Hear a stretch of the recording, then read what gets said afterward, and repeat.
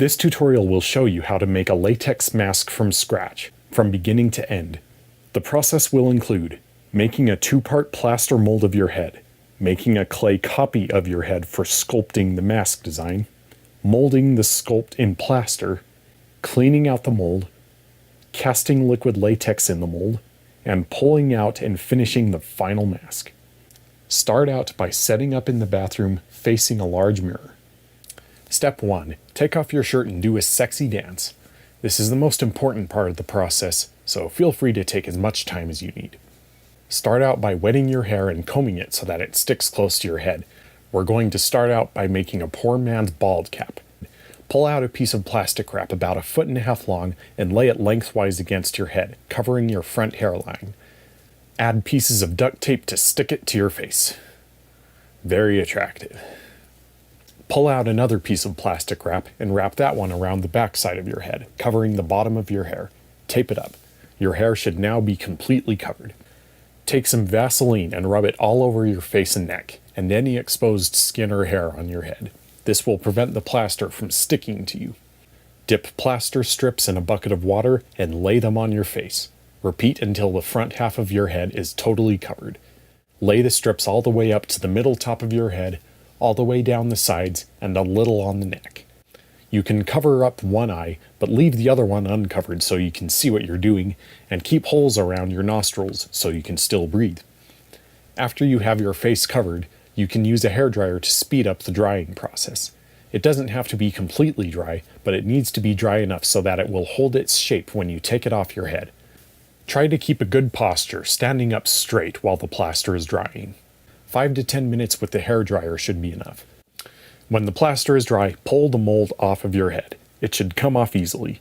The bald cap will probably come with it. That's fine. If you need to, reapply another plastic wrap bald cap and repeat the same process, covering the back of your head. It's a good idea to have some overlap in the middle to ensure that both mold halves will cover all of your head. Dry the plaster and then pull the mold off. To make a clean division between the two halves, put both of the molds on your head until one overlaps the other. On mine, the back one overlapped the front one by about 1/2 inch. Use a permanent marker to mark the edge of the overlap. You can then take off that half of the mold and then cut it with scissors right along the line that you drew. The two halves should now join together smoothly at the dividing line. Add more plaster strips to seal up the nostril holes and the eye hole. It's also a good idea to add another layer or two of more strips for extra strength. Now we're getting ready to put clay into our molds, which we will then form around a foam head. We're going to cut the foam head into pieces and then tape it back together. Having the foam head in pieces will make it easier to remove when we're pulling it out of the plaster mold that we will be making over the final mask sculpt. I cut the head with a long serrated knife, a bread knife. This was very messy.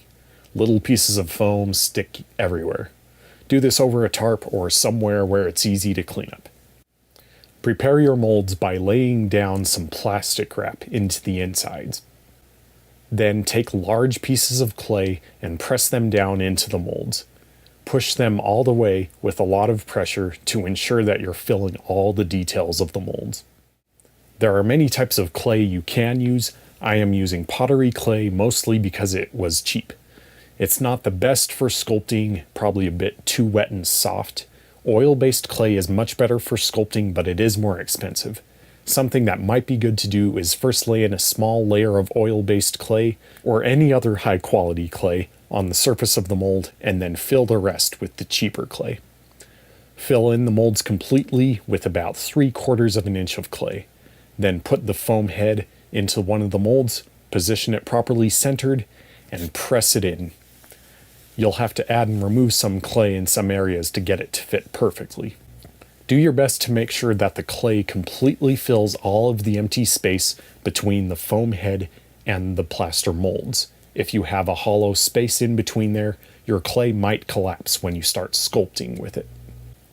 Once the clay is in the mold, press tightly against the foam head, put the other mold on the other side, and squeeze it tightly until the plaster mold edges line up.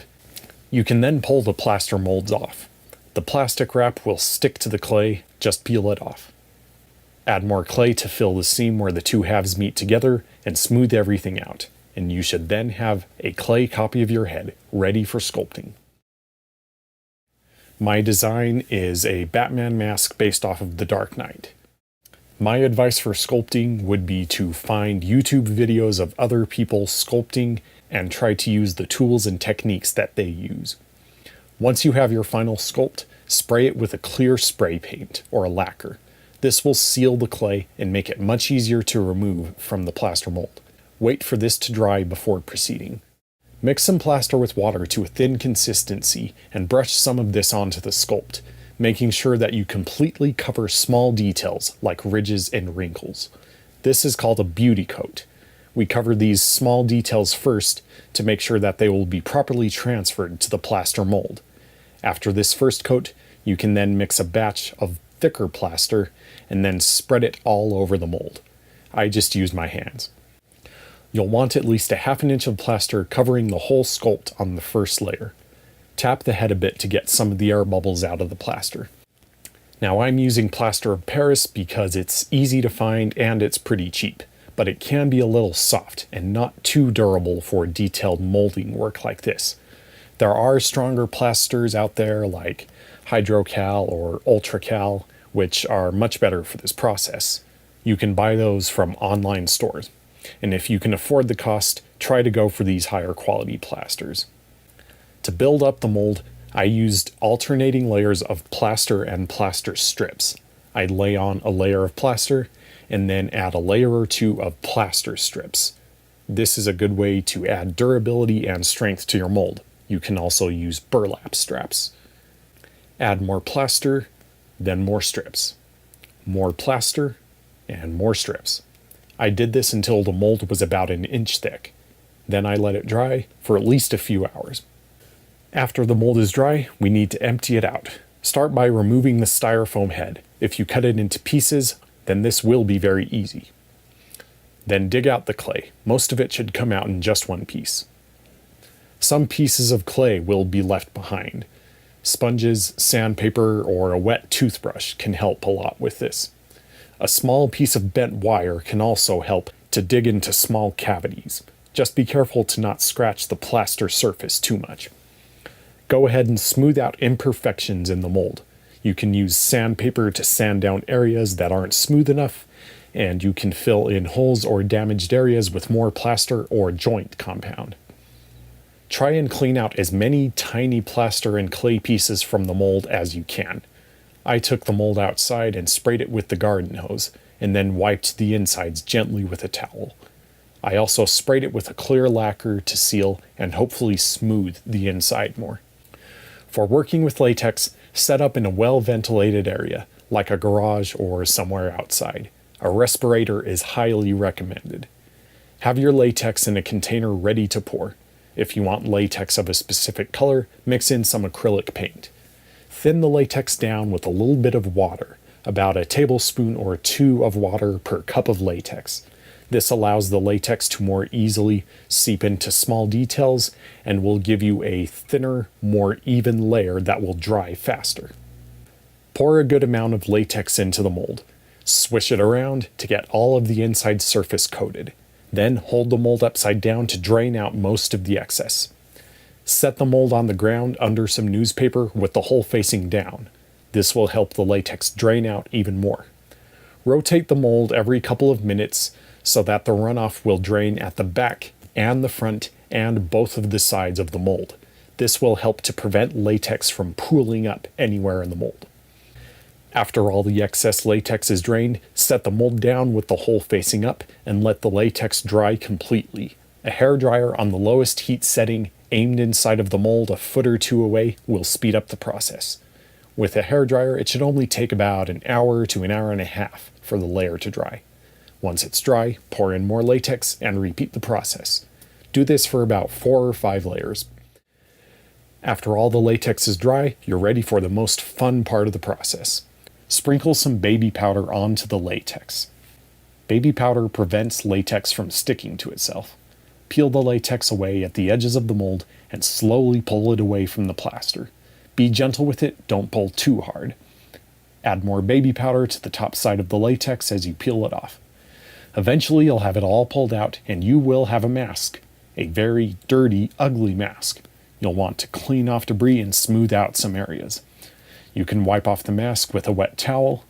You can add more latex to fill in small holes. You can also use a Dremel tool to help sand off unwanted raised areas. The easiest way to paint a latex mask is to use latex mixed with acrylic paint. For my mask, I sprayed thin latex through a cheap airbrush to get a thin top layer. This worked very well to cover all the imperfections and debris and also helped to smooth out the surface. It was very difficult to try to get the surface perfectly smooth. As you can see, mine still has quite a few lumps and holes. Use scissors or an X-Acto knife to cut out mouth holes and eye holes. And then you should have a finished product, a custom homemade latex mask that fits your head like a glove.